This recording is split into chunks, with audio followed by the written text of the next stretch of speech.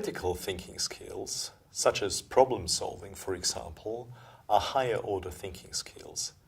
They're not completely different from the basic thinking skills, but a combination of basic skills used in a specific way. When we try to solve a problem, for example, we first of all need to observe carefully what the symptoms of the problem are. We need to use our senses in an accurate way to do that and focus on what we can hear, see, and feel, for example. We need the ability to focus our attention, and we need to be aware of the outcome we want to achieve. We might need creativity and the ability to look at the problem from different perspectives in order to find a solution. We might need to come up with alternative strategies if what we are planning to do turns out to be an inadequate strategy. When we finally carried out our plan, we need to evaluate what we've done and, if necessary, go back and undo what we've done or apply an alternative strategy.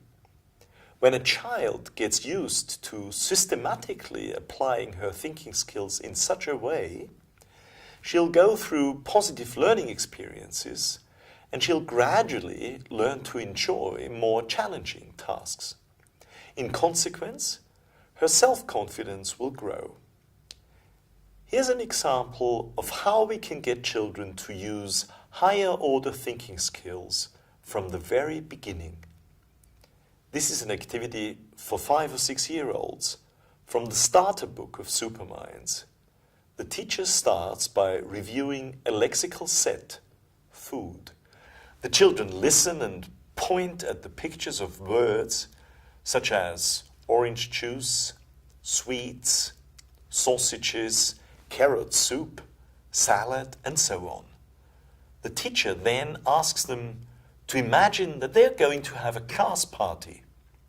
Students should choose 10 out of the 15 items and circle them.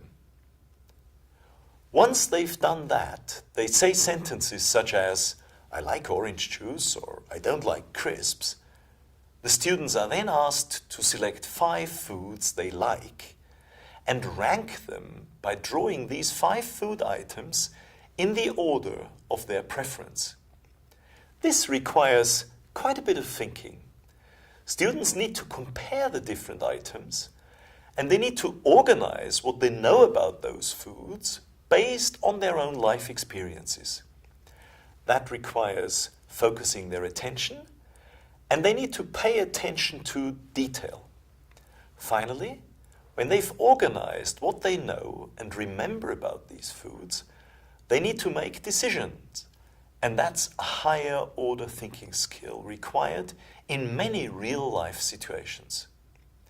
Superminds actually offers, on a regular basis, sets of activities under the heading Learn and Think. The content of these pages offers real-life relevance. In this particular case, a topic from social science on how to lead a healthy life. In this example from Superminds 1, the children start by reading a short piece of information on what's important to lead a healthy life. Having fun, eating healthily, keeping fit, doing sport, learning, and sleeping. Students are then asked to answer 3 questions before they categorize various activities as healthy or unhealthy. Of course, there can be various possible ways of categorizing, so students have to think carefully. Watching TV, for example, is in itself not particularly healthy or unhealthy, but it can become unhealthy depending on the number of hours someone spends in front of the telly. This is the sort of thing that the children can explore with their teacher. Then they continue by asking each other questions about how many hours they spend on average doing various activities. This requires quite a bit of reflective thinking, comparing, analyzing, and estimating. Finally, they learn to make a bar chart, which they use to present the results of their interview to the class. So they are learning presentation skills, which also helps them to gain more self-confidence when using the newly learned language.